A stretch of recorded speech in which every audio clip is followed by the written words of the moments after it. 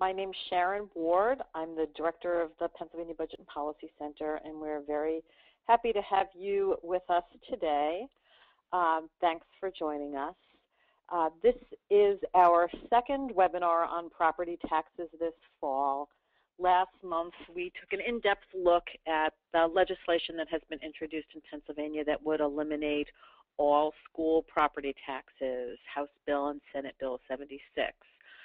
If you want more information about those pieces of legislation, you can find some written documentation on our website in the property tax section, and also there is a recording of the webinar on our website and a copy of the slides that you can access at any point. Before we get started, I just want to let you know that we are recording the webinar today, so you'll be able to access it at another time if you care to, and also that any comments, questions, or remarks that you make on the call will also be recorded. What we will do is have a series of presentations, and then we will take your questions. And we get to that section, Chris Lilienthal, our CRAC Communications Director, will provide you instructions on how to ask a question. So we'll get started. Today we'll learn about property tax relief programs that are in effect across the country and hear a little bit about how the property tax reform issue is playing out in New York in a very interesting way, and also the opportunities to link progressive tax reform and property tax reform. And we'll give you an update on the status of the several pieces of legislation that would address property taxes that are pending in the Pennsylvania General Assembly, and some thoughts from the Budget and Policy Center on property tax reform options. So we've got three speakers today, and I'm very excited that they're joining us. The first is Michael Wood, who is the Research Director for the Pennsylvania Budget and Policy Center. He worked before joining us at the Pennsylvania Department of Revenue and served as the budget manager for the city of Harrisburg. We'll also be joined by Meg Wiehe, who is the State Policy Director for the Institute on Taxation and Economic Policy, which is a great partner organization based in Washington that provides tremendously useful analysis of state tax policy proposals. Meg was with the North Carolina Budget and Tax Center and was a co-coordinator of Together NC, which was that state's revenue coalition. We are also joined by Frank Mauro, who is the director of the Fiscal Policy Institute and has been in New York for 20 years.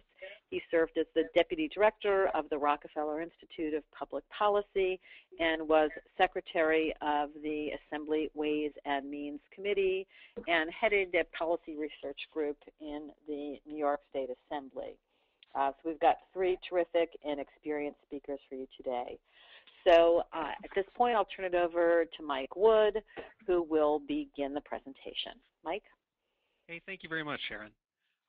Today I'm going to talk at first about what's going on with property tax proposals in Pennsylvania this spring. And the spring, summer, and fall property tax reform has been one of the biggest items on the agenda of both the House and the Senate. And there have been a flurry of bills and a flurry of activity going on with these. And in the last few weeks, after the activity, it seems to have slowed down quite a bit, and I'm just trying to bring everybody up to date on where things are. There are four major bills that have been considered or in the process of being considered by the House and Senate, and I'll just walk you through those. The first one is the House Bill 76, Senate Bill 76. It's property tax elimination. This has been talked about a lot in the last couple of months, and actually versions of this bill have been circulating for the last couple of years.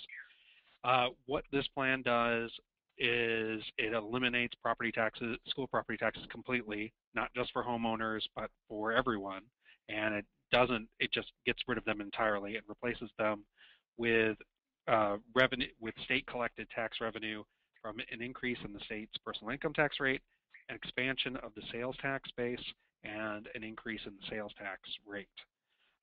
From our perspective, there are a lot of problems with these bills for schools in particular. If schools lose $100 million immediately from this, according to independent fiscal office estimates, And by the time we get to 2018-19, school districts would have $2.6 billion less in funding if this plan was actually passed. It has been attempted as an amendment to House Bill 1189, and that failed, and the bill has not come up for votes in either the House or the Senate, and right now we're in both of those bodies' Finance Committee. It's not clear that anything's going to end up happening with these, or at least for now, but I think this bill, the supporters for it have been very adamant, and so even if it doesn't get a vote right away, the issue is not going to go away. So I think the people who are in support of this are going to be around for quite a while talking about the issue. The second bill is House Bill 1189, and what this is, it's optional property tax elimination, and what it does is allows local school districts to enact elimination taxes to cut property taxes dollar for dollar. These are approved by school boards, not a voter referendum, so just a regular school board vote could activate these taxes. And the new taxes would be a local earned income tax and a gross receipts-based mercantile taxes on certain types of businesses, retail businesses, wholesale businesses, and services. And those would be replacing property taxes dollar for dollar under this plan. This bill actually has had a vote in the House, has passed the House, and has moved over to the Senate and is now in their Finance Committee. What happens with from there is unclear as the bodies negotiate what they want to do on property taxes. The third bill is House Bill 1685, and what this does is it allows school boards to approve a local earned income tax rather than requiring them to have a voter referendum, which is current law. So basically what this allows is school boards would be able to vote just by a simple majority vote on a school board to have an earned income tax at the local level, and then those dollars would be able to replace property tax dollars on a school district by school district level. The bill right now is on the House calendar for second consideration. It needs to be voted on 2 more times before it would be passed by the House. It's unclear if it will be taken up or if it'll just continue to sit on the House calendar with no action. And then finally, the last bill that's being considered actively, at least by the legislature, is Senate Bill 299. It has 28 co-sponsors in the Senate, so a lot of people have signed on to it. It freezes school property taxes for seniors at 2013 levels, just for schools. And then to qualify, seniors have had to have lived in their homestead for the last 5 years. Seniors would be eligible for the freeze or the state's existing property tax rent rebate program, but not both. So if you receive benefits under PTRR, you wouldn't be able to use this program and vice versa. This program will be paid for by redirecting property tax relief funding that is created by casino gaming. And we don't really have a good idea of how much this would cost, so it's not clear what happens to the rest of the gaming fund, the rest of the gaming money that's used to reduce property taxes, if it would completely use all of that up, or if districts would still receive the amounts that they currently receive under gaming. So what else can we do? You know, in Pennsylvania, like, what do we feel as the Budget and Policy Center the problems are with property taxes, and do these things address them? Property taxes are a problem in Pennsylvania for specific people, a lot of times low-income seniors, and specific areas of the state. There are areas in the Poconos area, around the suburbs of Philadelphia, where property taxes can be very high compared to people's income, much higher than they are in many areas in the rest of the state. So I think with that, we feel that like a one-size-fits-all approach is not going to be very effective, and we need to have more targeted reform. Unfortunately, the bills that I talked about just previously, all of those have a number of issues that we don't feel address the problem as much as they should. And later in the presentation, after we hear about some things that are going on in other states, I'll give you some options that we think we should look at. From here, I'm going to hand off to Meg Wiehe, and she's going to talk about targeted tax breaks for property tax. Go ahead, Meg. Okay, thanks, Mike. Well, certainly not as egregious as sales and excise taxes. there's no denying that property taxes are generally regressive, meaning that they ask more from low-income taxpayers than they pay from higher-income taxpayers. And as Mike has said, Pennsylvania's property taxes are relatively high compared to other states, and then particularly for this low and moderate income group of taxpayers.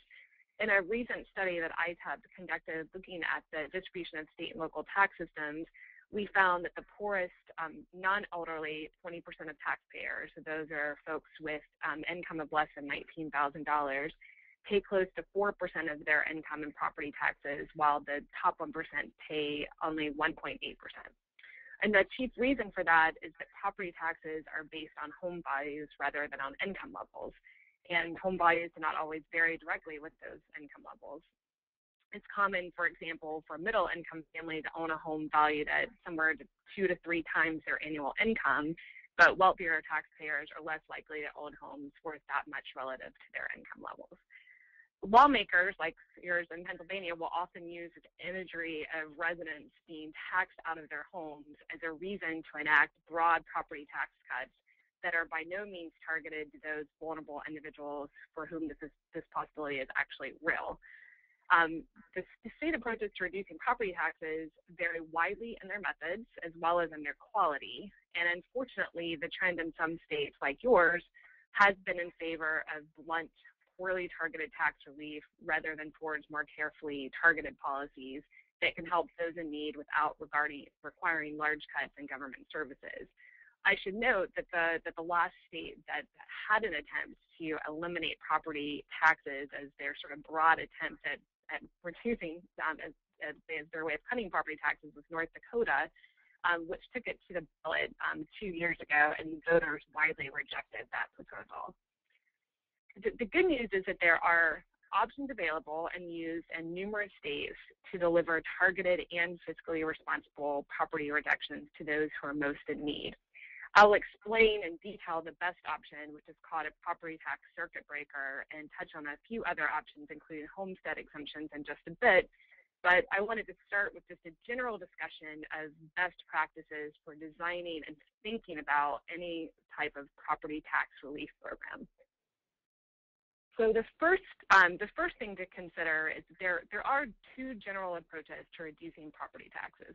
There are these across-the-board cuts for all taxpayers of all income levels, or targeted tax breaks that are given only to low and moderate income or fixed income households who need the help the most. Clearly, from what I've already said, I think that property tax relief programs should at the least be designed to offer breaks only to those property taxes represent an undue share of their income. Secondly, most of the existing property tax reduction programs in the states, even those with an otherwise good design, are limited only to elderly and disabled residents, like a program in Pennsylvania. And although the elderly are among those most likely to be in need of relief, this does not mean that such relief should be restricted based on age. After all, a given taxpayer's income, not their age, is what determines whether they can afford to pay their property tax bill. So well-targeted relief should be made available to residents of all ages. Next, most of the existing property tax reduction programs are available to homeowners only, but renters pay property taxes too. So distributing property tax relief to renters is critical on a fairness grounds. Many of the existing programs require a separate application process for residents to receive a rebate or a refund for property taxes already paid. This makes the utilization rates of those programs far under 100% of those eligible. The best programs are either delivered as refundable credits taken via the personal income tax form or are automatically applied to property tax bills. And even in those cases, there should be a highly visible and well-organized outreach campaign to make sure that eligible homeowners and renters know about the program. And the last point here is who should pay for property tax reductions. Since the property tax is primarily a local source of revenue, any programs to reduce property taxes for some that are financed by local governments would mean that the lost revenue at the local level would have to be made up either with cuts to services or increasing property tax rates. That could result in washing out the benefit of any reduction program for low and middle income households. So the ideal property tax relief program should be state funded. So I want to talk a little bit about property tax circuit breakers, which in my mind are the most targeted and cost-effective approach to property tax relief. That's because it's the only property tax reduction program explicitly designed to reduce the property taxes on those low-income taxpayers who are hit hardest by the tax. Its name reflects its design. Circuit breakers protect low-income residents from a property tax overload, just like an electrical circuit breaker. When the property tax bill exceeds a certain percentage of the taxpayer's income, the circuit breaker offsets property taxes in excess of this overload level. True circuit breaker programs give homeowners and oftentimes renters as well a credit equal to the amount by which their property tax bill exceeds a certain percentage of their income. In 2013, there are 18 states as well as DC that offer true property tax circuit breaker programs. And I say that because there's some states where the name is circuit breaker is in the name of the credit, but it doesn't act in this way. Another 12 states provide targeted property tax credits to low and middle income families, but the credits are only based on income. They cut off eligibility over set income limits, but they do not include a provision that requires property taxes to exceed a set percentage of income to qualify for the credit. So I've already shared some very important design recommendations for delivering targeted and cost-effective property tax relief. For example, to reach those most in need, programs to be made available to homeowners and renters of all ages. But there are some specific considerations for circuit breakers to make sure they effectively reach truly burdened homeowners and renters. Those 18 states that have circuit breakers have widely varying designs. Some states have circuit breakers on paper, but they are in fact so limiting either because their maximum income level or maximum benefit is too low that in practice the program does very little to offset property taxes. So what are the considerations that should be made when putting together a circuit breaker? Again, to provide benefits to homeowners and renters of all low income homeowners and renters of all ages. You should set the maximum income eligibility at a reasonable level so that it's not so low, like in Oregon set at $10,000, that you don't really reach those individuals or homeowners and renters that you're trying to reach, or you don't want to set it too high to the point that you're not making it as targeted to low and middle income families. Then this is tied to determining what is an acceptable threshold of property taxes relative to income. True circuit breaker programs follow what's called a threshold approach, either single or multiple threshold, and I'm going to explain what I mean by that. The simplest version of this uses just one threshold. For example, would cap property taxes at 5% of income for any household eligible for the benefit. So any property taxes in excess of 5% would be refunded through through the circuit breaker program. The multiple threshold approach is actually more popular in the states and more progressive. It works very much like a graduated income tax in that as income increases, so does the acceptable level of property taxes, and then the thresholds apply incrementally as eligible claimants, regardless of total income, benefit from each of the lower threshold percentages for the first dollars of income. So you can see I have an example on the screen of a multi-threshold circuit breaker design, and then have an example walking you through a household with $60,000 of income and $3,200 of property taxes. In this case, for their first $10,000 of income, the acceptable threshold, the acceptable amount of property taxes on that first $10,000 would be $200 in property taxes. Then for the next threshold, the acceptable amount would be $1,040. And then for the final threshold, the acceptable amount is $1,440. So add that up together, the acceptable amount of property taxes for this family to pay before being overloaded would be $2,680. Yes, their property tax bill was $3,200. So in this case, this family would receive a refundable circuit breaker, either through the personal income tax or through a rebate, would receive a credit of $520. Now, you can see I also have on here maximum benefit, and that's because in every state with the circuit breaker, there's a cap to the amount of the benefit that a household can receive from the program. And in this particular case, this family, the cap that they would be able to receive, the maximum amount would be $1,000 because their income falls between $36,000 and $72,000. But because their credit amount is lower, they would receive the lower of the two. Setting the cap is incredibly important because it helps to keep the cost in check on the program. But many states set their caps so low that New York, for example, that it doesn't deliver very meaningful relief. So you have to be very careful in what you set as a maximum amount.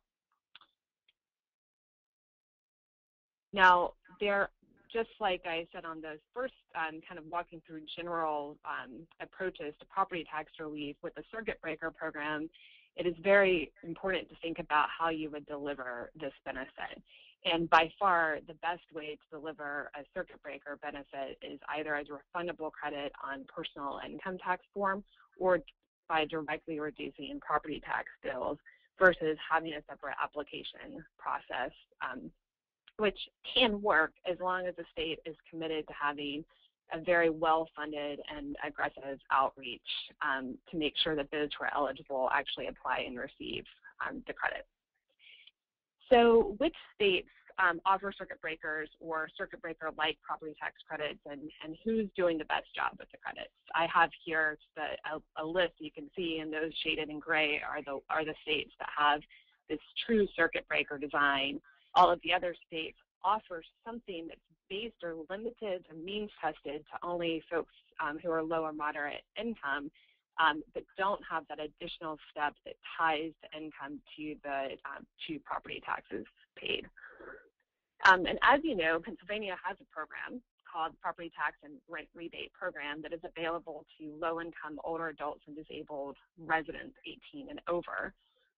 There are some design elements of that program that are quite good and could be built upon. For example, the income level for homeowners is set at a pretty reasonable amount, particularly considering that half of Social Security is excluded from what counts as income. But if you were to extend that to all ages, you would want to consider bumping up the income limits because those under 65 would not have Social Security as part of their income.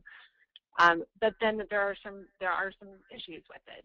It's not available to all ages. There is a lower income limit for renters. It is a rebate that requires a separate application process, and the credit is not actually tied to, it doesn't have the threshold sort of true circuit breaker design to it. So the bottom line, though, is that you do have a property tax credit program in place with some good pieces to it that could be a starting point for designing something more robust. And in thinking about the states so that they get the circuit breaker pretty close to right, that would make sense to emulate. Minnesota, Michigan, and Vermont are by far the three states that have the best circuit breaker designs. And those states, those circuit breakers are available to low and moderate income renters and homeowners of all ages. They've set their maximum income eligibility levels high enough so that middle income households with relatively high property tax bills also benefit, but still low enough to keep the program highly targeted. They all follow the multiple threshold design. And Vermont and Michigan offer their circuit breaker as a refundable credit through the income tax form, while Minnesota is a rebate check with a separate application, but they have a very aggressive and well-funded outreach campaign to make sure that people who benefit get the credit. And Minnesota actually just this year increased their maximum benefit and increased eligibility for that program. So the circuit breaker is by far the best option for states looking to provide targeted and cost-effective property tax reductions, but there are a few other approaches. So for starters, as I mentioned, Pennsylvania could build upon your existing property tax and rebate program, expand it to all ages, bump up the income limit, think about ways to make that work. Homestead exemptions are the most popular form of property tax relief, and despite being almost entirely universal, so everyone, all homeowners would benefit from a homestead exemption in most cases, They are a progressive approach to cutting property taxes because low and middle income homeowners would get the biggest cut to the share of income. But there are a lot of flaws with homestead exemptions, the biggest one being that they are universal, meaning that they're very costly and so it's a very expensive way to reduce property taxes versus targeted that you would get through a circuit breaker program. They're also not available to renters. You could easily take the concept of a homestead exemption and turn it into something better targeted. For example, Nebraska actually has a homestead exemption program only available to older adults, but it's income limited and has a quasi-circuit breaker structure. But rather than receiving a credit or rebate, the home value is reduced by a certain amount under each income tax bracket. But I will say that a modest, broad-based, flat dollar homestead exemption that's available to homeowners of all ages and income levels could be a good base of property tax relief to build upon with a circuit breaker or some other programs. So I just wanted to end by just putting kind of a note of caution as to what's not a good idea for property tax relief, as we've already talked about. Clearly, eliminating property taxes is not a very good idea. Property tax is one of our oldest forms of taxes and is a really important part of the three-legged stool in helping to fund government, particularly at the local level. And property tax caps, which has been a trend in your neighboring states in recent years, is another big red flag of something to avoid in terms of a way to limit or reduce property taxes. So that's it. I think I'll turn it over to Frank so you can hear about his results in New York. Good afternoon. I'm Frank Mauro from the Fiscal Policy Institute in Albany, New York, and we have very high property taxes in New York. And what I'm going to talk about is the coalition building that we've been doing to bring various groups together. And I'll just start with some of the players. In 2006. The grassroots anti-property tax groups from around the state formed an organization called the New York State Property Tax Reform Coalition. And on the screen is the URL for the Property Tax Reform Coalition's website. They had groups from all over the state, and they originally convened in Albany in the summer of 2006, and decided to try to make a dent in the property tax issue. I was invited to their organizing meeting as sort of a technical advisor. And over the next few years, that proved to be the basis for what ultimately became a significant cooperation. We had a state commission in 2007 and 2008 that the Property Tax Reform Coalition worked very cooperatively with, and had worked out an agreement where there would be a growth cap and a substantial middle-class circuit breaker. But the governor at the time, David Patterson, ran with the cap on growth, but not the circuit breaker. And so the property tax reform groups felt that they had really been led down a primrose path on that, and weren't getting any real relief, because while a growth cap sounds good, it doesn't reduce the burden of people who are already substantially overburdened. And so starting in the summer of 2008, we started working with the property tax reform groups and built a coalition which comes together under the name of the Omnibus Consortium that focuses really on relief in the two ways we think it makes the most sense. One is to reduce the pressure on the property tax by increasing the state share of basic municipal services through increased revenue sharing, by honoring our school aid reform commitments to increase the state share of education, And in New York, local governments, particularly counties and New York City, pay a share of social safety net programs. So the third component of our omnibus plan for reducing the pressure on the property tax is for the state to take over a greater share of the cost of Medicaid and other social safety net programs in counties that in effect have large concentrations of poor people relative to their tax base. But the other important part of the plan that we come together with the property tax reform groups on is a middle class circuit breaker. What our conclusion is that even if the pressure on the property tax is reduced, there are still people in life situations, either because of becoming disabled or losing a job for another reason, becoming unemployed or aging out of the workforce, or living in an area with waterfront property where values go up around them and their incomes don't go up, that there's a need to target relief to individual homeowners who, through no fault of their own, have property taxes on their primary residences that are an inordinate share of their income. So we've come together with this, in effect, two-part plan: reduce the pressure on the property tax through increasing the state share of the services that local governments have to help pay for, and second, to provide a targeted circuit breaker, a middle class, what we call a middle class circuit breaker, because as Meg mentioned, we have an existing circuit breaker, but our allied property tax reform groups feel that we can't build on the current circuit breaker. It has an $18,000 income limit, and the parameters haven't been raised since 1984. So we agree on a broad middle class circuit breaker, and to make sure that relief gets targeted to the people who need it most. The thing that we sort of agree on, which dovetails from Meg's presentation, is that the threshold should be relatively high.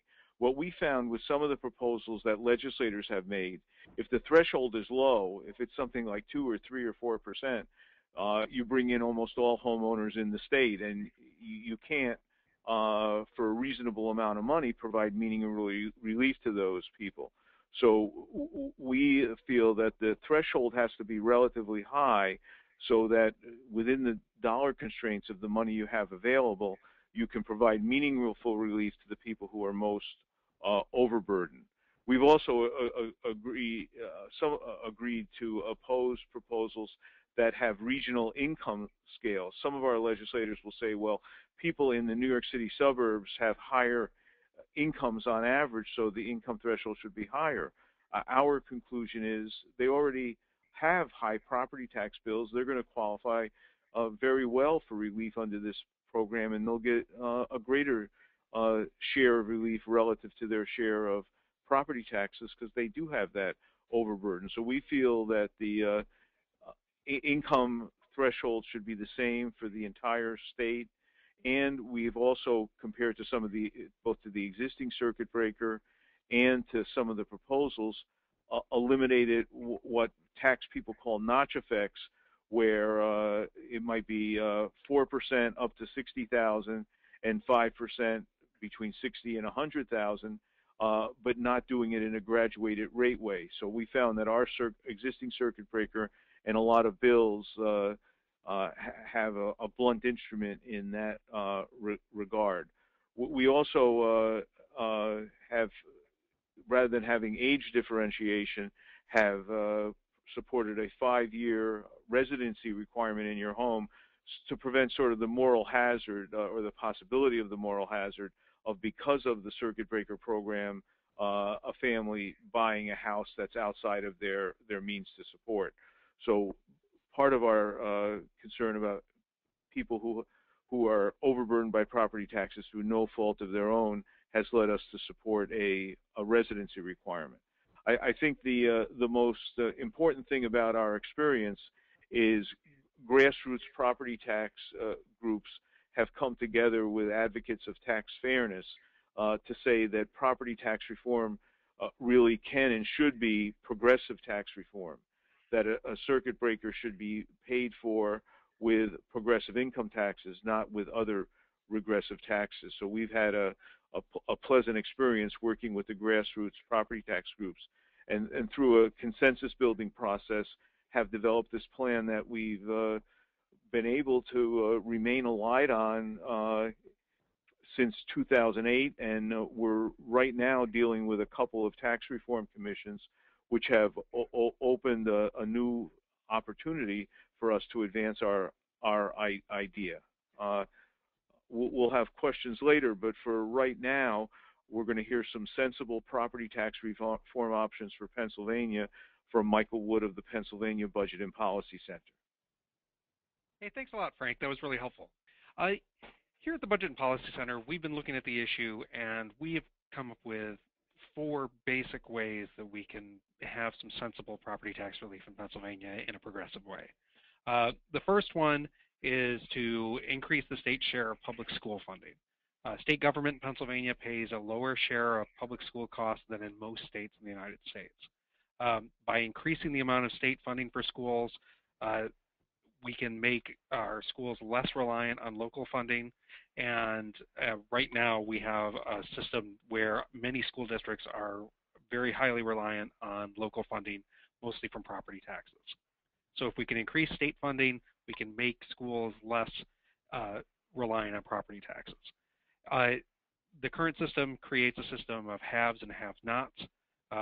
Areas have pockets of wealth that are much better funded. So some school districts are very well funded. So other school districts are very poorly funded. And that has to do with wealth distribution, not with what's fair to the kids.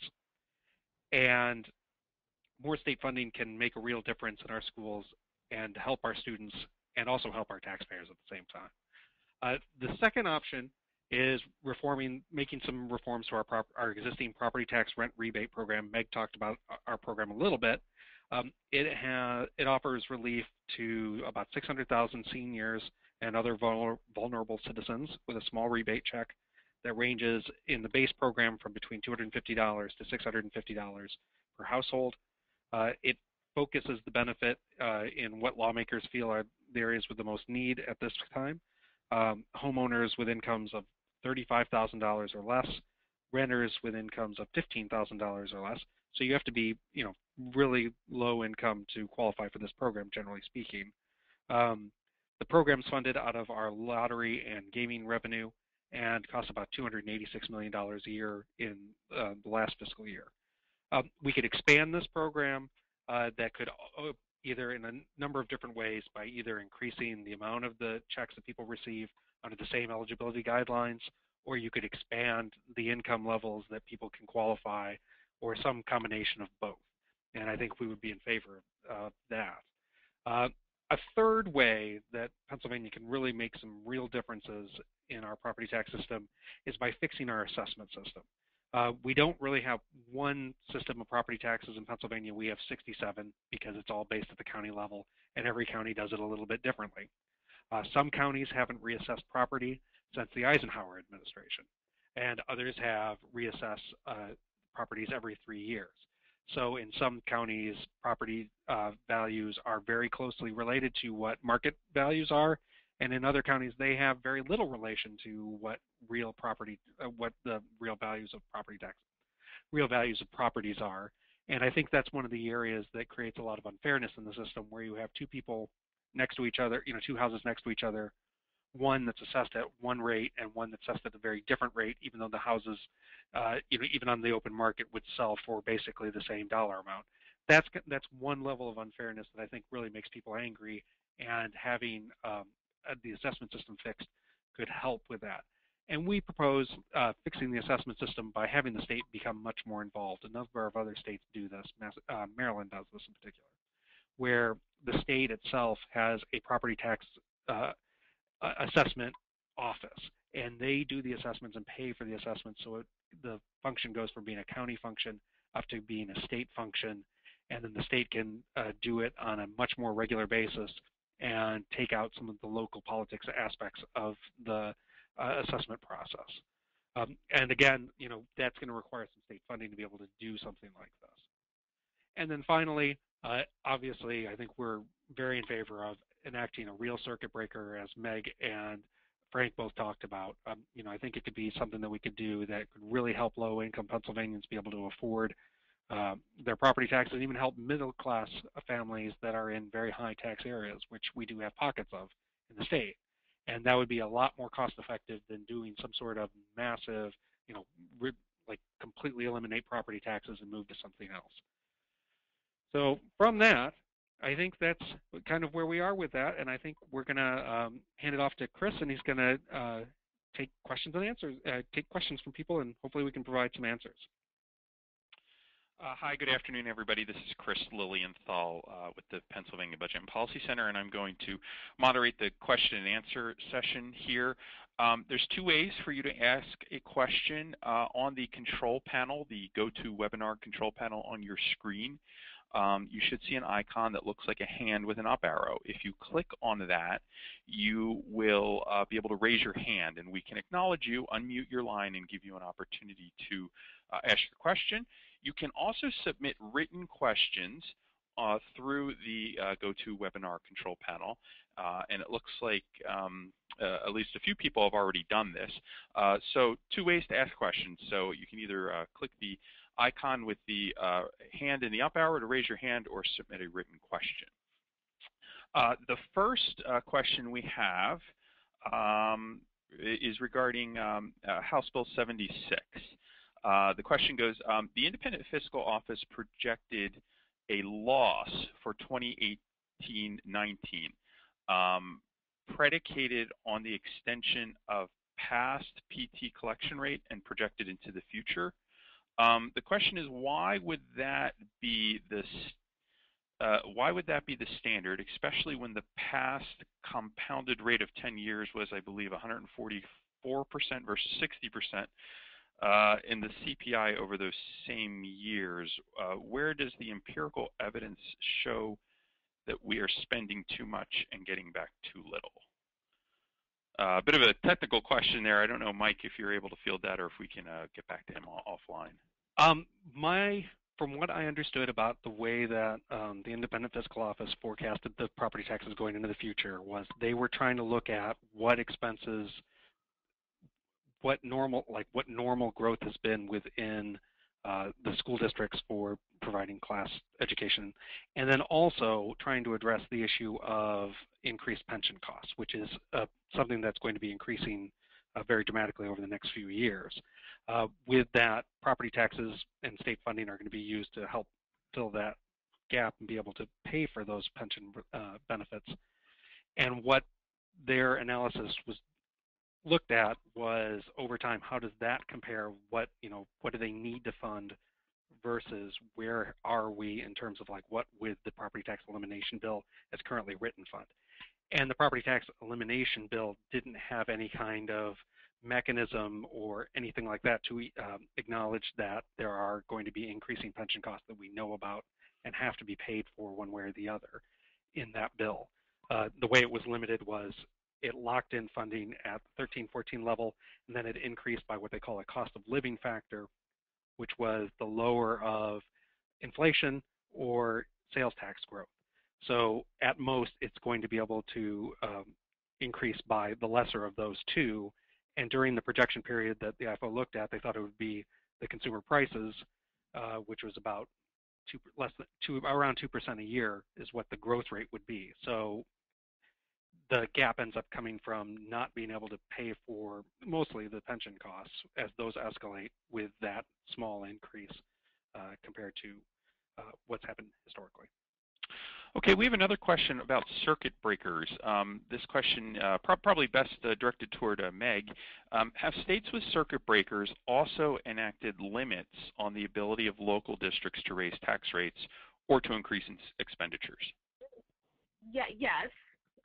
Well, two of your neighboring states have, and of course, as Frank said, the circuit breaker in New York is on paper a circuit breaker, but does not reach very many people and is very outdated because it wasn't indexed for inflation.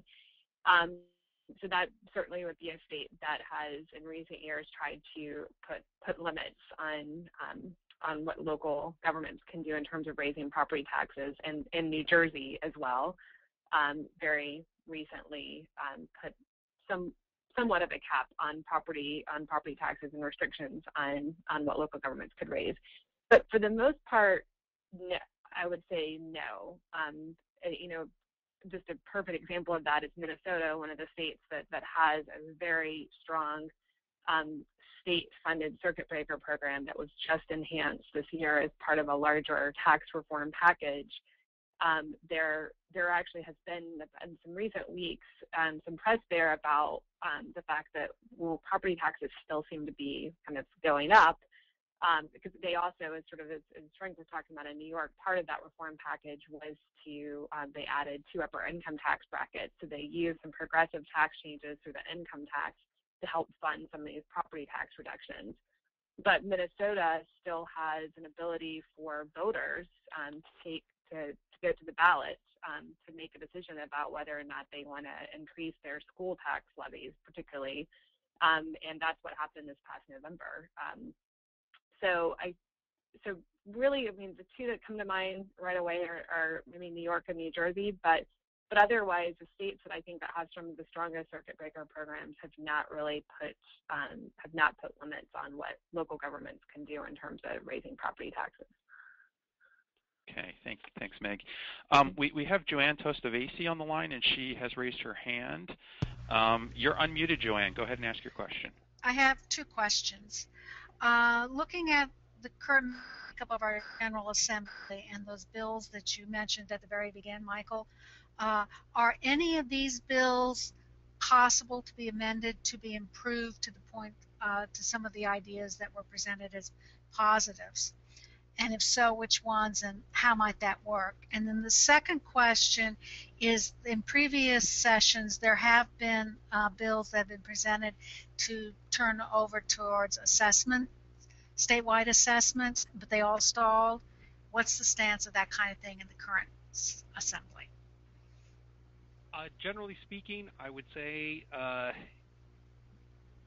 the bills that are in the Senate right now is kind of on hold with this whole situation. They have a number of bills that they're considering, including 1189, which came over from the House, and then Senate Bill 299 that they have currently, and just various other ones.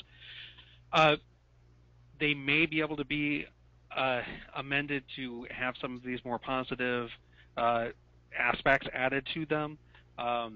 Particularly 299 might be a vehicle that the Senate would be able to amend. The 2 caucuses the 2 houses have not gotten together to really come up with something as a property tax reform that both want to do. It seems like right now what's going on is a lot of building up bargaining chips for the future in terms of what's going to happen with the budget or other things. And property taxes has kind of gotten rolled into that.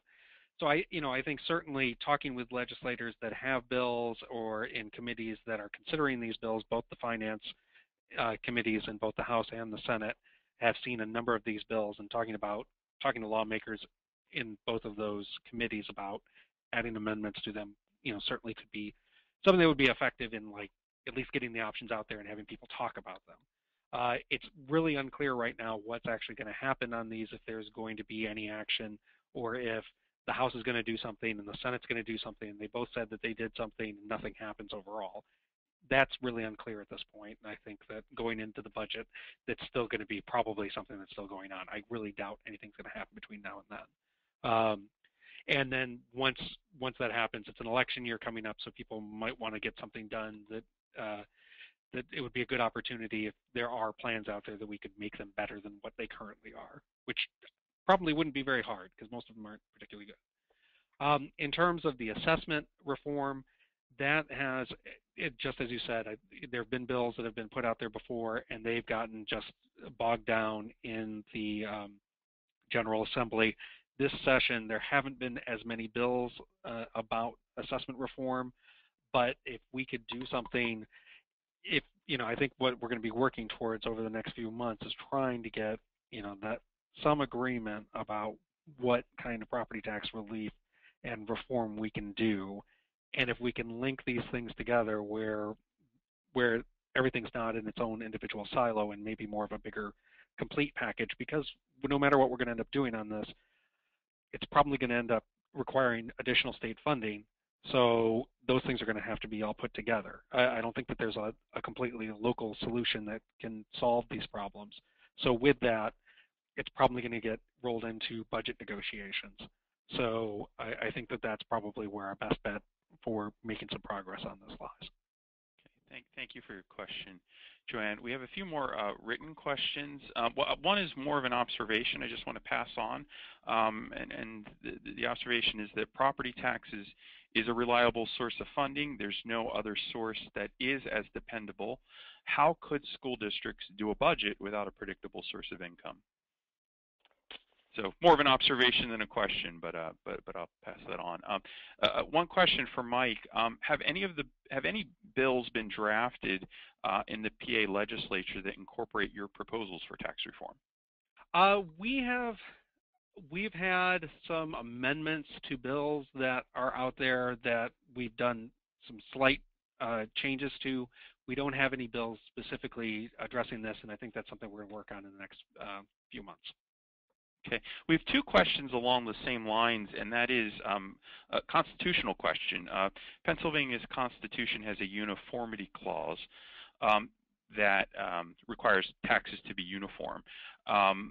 Does that restrict Pennsylvania's options relative to the implementation of circuit breakers or any other of the proposed property tax relief options? Our understanding, talking with the Department of Revenue, and they had their lawyers look at it a couple of years ago, is if you do programs as tax credits, that they are not under the same uniformity requirements that taxes are, because they're considered to be expenditure programs. So you can target them in a way that is different than what the Constitution specifically says. That being said, the Constitution does allow taxes to not be uniform on certain groups of people, and seniors are one of them, and that's why the PTRR has been out there and not been challenged over time.